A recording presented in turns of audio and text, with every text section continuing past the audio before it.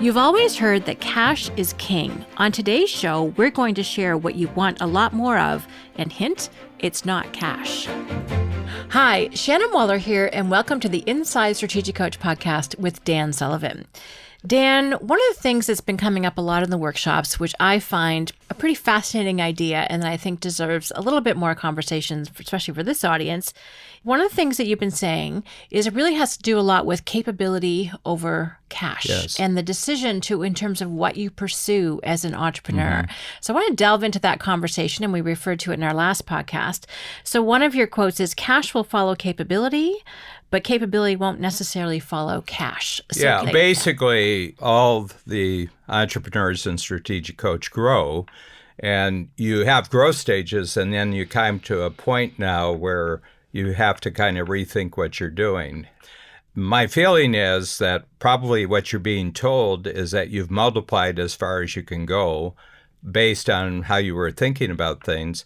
And now what you have to do is you have to simplify everything you're doing, and that simplification will allow you to actually connect with all sorts of new kinds of multipliers that weren't possible because you'd basically used up all your time and you'd used up all the skill that you have available.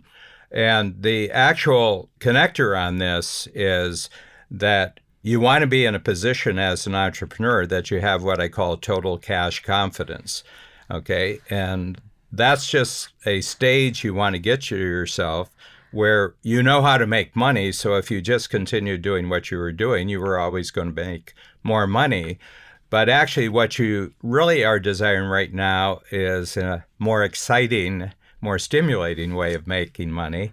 And you can see if you just continue doing what you're doing, it's not going to get more exciting. It's not going to get more stimulating. And I find nothing gets entrepreneurs into trouble more is that when they get bored with their present way of making money, okay? And then they try to start other businesses, which complicates their life, but it doesn't multiply, their capabilities. So that's it. So the statement is, if you're in a position where you can choose between a new capability or more money, always choose the new capability, because a new capability will always create more money, but more money won't necessarily create a new capability. So I've seen people get big payoffs as entrepreneurs, and then the money kind of deadens them. They actually become less creative. They become less productive because money is a stimulant or it's a depressant. Money at the right time just to develop a new future is a wonderful stimulant, but money on top of what you're already doing may just slow you down and you'll just keep repeating what you're doing. So that's what I really notice. So I'm in a position now in where we are in Coach that we know how to make money. I mean, Coach is, it's got a great cash producing system, and we could go on like this forever and we would always make money. We would always be more profitable. So my feeling is we're in a position now where we can just link the capability that is Strategic Coach with other capabilities out in the marketplace. In a previous podcast, Shannon and I talked about the collaboration that we have, and we've pegged it at 25 years with a company called the Entrepreneurial Operating System. And that's a completely separate organization that shows you how to create the entire management structure that will constantly make you grow. And the entrepreneur doesn't really have to be involved in this. It's taken care of by this other organization. And no money exchanges hands between us. But on the other hand, they want entrepreneurs who have the big visions like they become in Strategic Coach. So whereas we send them companies to be managed in their system, they send us the entrepreneur to grow the vision of the entrepreneur. So each of us, instead of more money, because we know how to make money, we've chosen to acquire a new capability from the outside. And it's going to grow both of the organizations, far faster than if they tried to take our capability and move it inside their organization, or we tried to do the same. Well, it's really interesting. And again, this is a theme we've been playing around with a little bit, is the whole idea of how do you expand your capability, and collaboration is a really powerful way to do that. And Dan, I remember a diagram that you and I drew on one of our offsite meetings years ago, and we called it the DAISY diagram. It was like, let's do what we do really, really well as an organization, our unique ability, and then connect in with other kind of a collaborative partnership relationship with not much more than a handshake with other unique abilities, so that we didn't need to develop that ourselves. And that really has been your focus for the last 10, 15 years. And we just keep getting better. And other companies are now starting to see that way of operating as well. So talk about collaboration as a way to expand capabilities rather than just doing it yourself. I think we've all done this, and every entrepreneur who's listening to our podcast here, you've already done that with technology. So you can look at technology as that I'm buying somebody else's technology, but in fact, you're doing more than that, and we're an Apple shop, we have been right from the beginning, because Apple just made the type of graphics, they're kind of genius for people who really want to be great packagers and graphics, and Apple's capabilities are here better than anyone else. So I feel that our company is collaborating with Apple, because every year they're busily at work of producing new capabilities that will take our individuals, especially our skilled individuals, and they'll increase their productivity every year without us having to actually invest anything. I mean, the cost of the technology is just minimal. We're just participating in their growth capability, and it gets cheaper and cheaper every year. What you buy in terms of technological power every year just keeps getting better and better. So we're used to that, and we don't think anything of it. I mean, if you have the latest model cell phone, depending on what manufacturer, you have as much computing power as the world had in 1970 in your cell phone.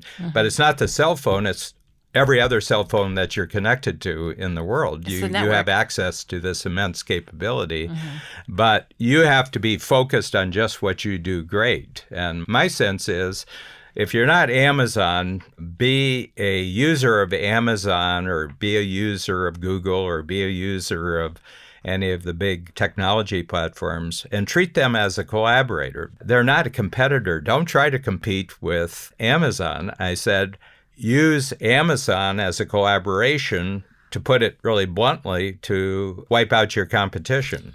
And I've got such great examples of this, of people who just shift their attention and say, well, there's this new platform. I'm going to use that platform as a capability to multiply all my existing capabilities, but my competitors won't have that.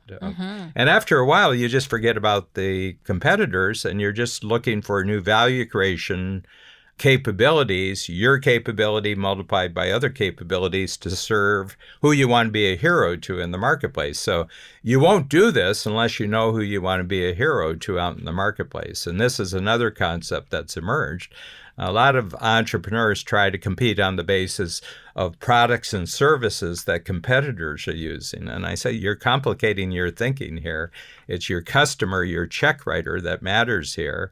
And what you want to do is to free yourself as much as possible from actually having to think about your competition, but just constantly increasing your collaboration and adding new capabilities. So it doesn't matter.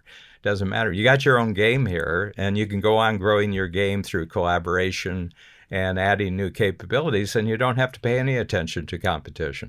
And I find that, Dan, to be a very refreshing perspective. For so many years, I think people have focused on, okay, where am I in this race? And who's catching up to me? And am I falling behind in this? Just frankly, a massive distraction. And when you, in fact, really focus on, for whom am I creating value? What are their dangers, opportunities, and strengths, to use our DOS conversation model? How can I learn more about them? How can I collaborate to provide more capabilities to create value for them? That's actually how you're going to win your game. This comparison is not serving anyone, really. And the fact now that large companies, Amazon being a great example with their book publishing services example, are actually designing themselves to be really great collaborators. The App Store is another good example of that. So we can just kind of let this competition thing just dissipate. I think it's an old way of thinking, and it's an old way of thinking when you don't know what you're really great at. And so, our first thing, and I have a brand new group starting in a couple of days, and the first thing I say, I want to tell you what this is all about. These are all your activities.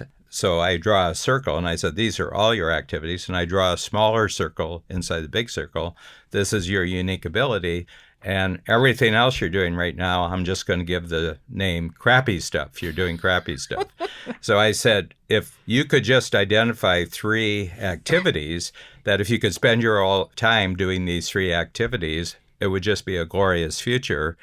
Okay, so I'll say your unique ability, and just there's slots underneath that. And I bet all of you, this is the first time you're really thinking about that, but I bet you can put in 2 or 3 things right now that's probably 80% of your unique ability. And I said, now I'm going to give you another category, and it's called crappy stuff, and I bet you can fill in a whole list of stuff that's just crappy. So going forward, the universe just consists of 2 types of activities, your unique ability and other people's unique ability. But if you don't want to do that, then the rest of your future is just about more and more crappy stuff. I love that. Yeah. And talk about, if you focus on crappy stuff, that's where you end up competing. Crappy stuff is crappy. And the world is such that if you're not focusing on your unique ability and you're allowing the world to help you constantly maximize and expand and multiply your unique ability, then the only solution is that you're focused on crappy stuff. And I can tell you that the world will multiply your crappy stuff. Yeah, and you end up competing with other people for that. You begin competing with yourself after a while. That does not sound like a fun future. Well, and to my mind, just if I look out as a consumer, as an entrepreneur, somewhere in between, the idea that it's actually just a world of unique abilities waiting for me to connect with it in terms of solving my, dangers, opportunities, and maximizing my strengths, that looks like a very positive, expanding, multiplying world, rather than figuring out who do I have to elbow out of the way to get what I want. It's just a very different mindset and way we look at things. I like that a lot. Yeah. So the nature of digital technology is that it's binary. It's either 1 or it's 0. So what I'm saying is, in this world where the world is becoming more digital, it's kind of like almost the ocean that us human fish now swim in. It's a digital ocean.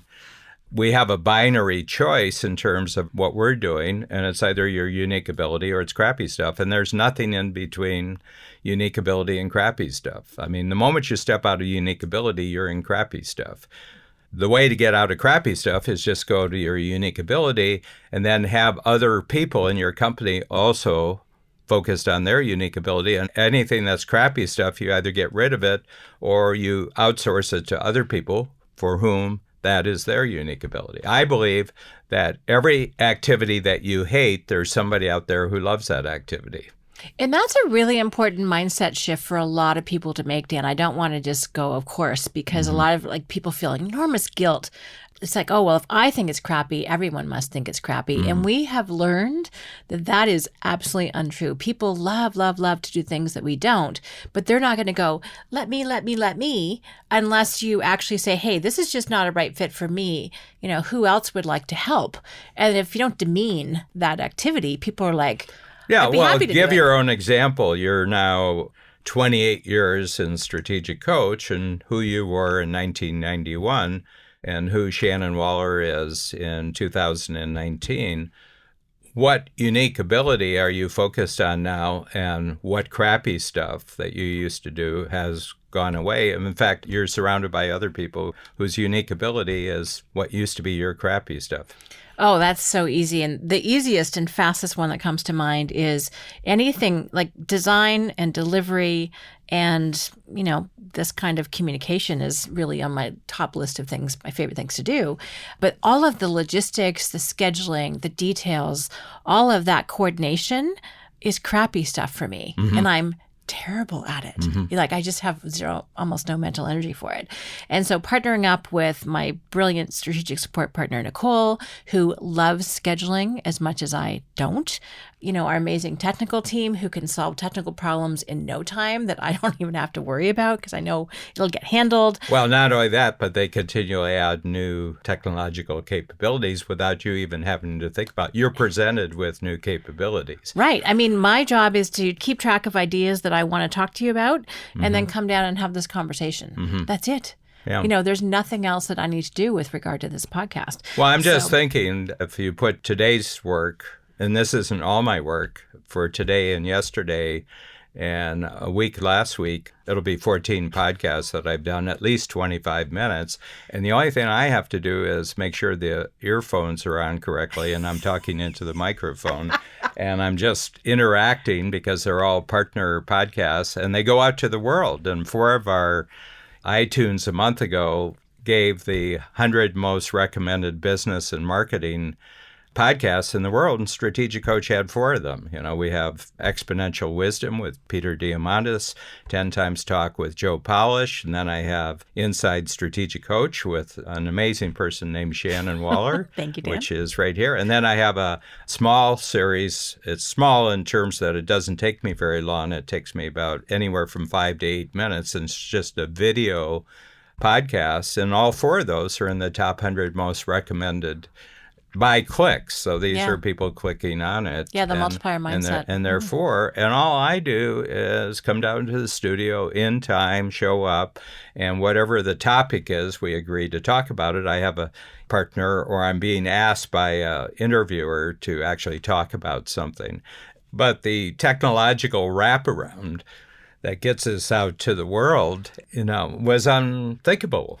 10 years ago, it was unthinkable. This has all happened within the last 10 years. For sure. So, Dan, just to circle back to where we started, the whole thing here, this actually isn't possible unless you have total cash confidence. Yeah. Which I really love that term, and it's a big part. One of the big goals is to get total cash confidence as a company. That means it's predictable into the future, and it's growing just with what you're doing. You don't really have to change anything where you are, but you can just repeat this. It's like base camp so that you can get to the top. A lot of people say, well, total cash confidence means I don't have to work anymore. I said, no, that's no good. You have total cash confidence, so you're in a position to choose new capabilities over more cash. And then more cash will come as a result of the new capability.